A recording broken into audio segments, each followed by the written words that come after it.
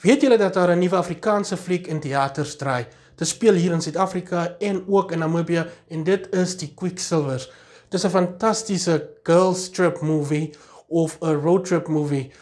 Dit laat dink my aan flieks uit die 80s en die 90s uit.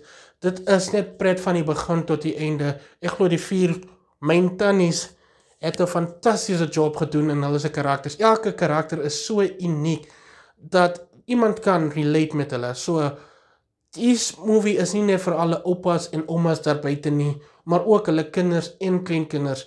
Ek het 'n fantastiese tyd gehad by die teater. Dit is snaaks en dit is hartroerend. Die storie gaan oor wat 'n mens deurgaan wanneer jy 'n geliefde verloor en hoe jy daarmee kan deel of cope met die hulp van jou vriende en familie of net dies naby aan jou. So as jy dalk 'n tydjie het, gaan kyk die Quicksilvers. Dit is 'n awesome Afrikaanse movie en as jy nie Afrikaans verstaan nie, moenie worry nie. Daar is Engelse subtitles. So enige mens kan dit gaan kyk. As jy 'n goeie storie soek met goeie cinematography en die direction van die movie is fantasties. So as jy na 'n goeie fliek soek, dan is hierdie fliek wat jy moet gaan kyk.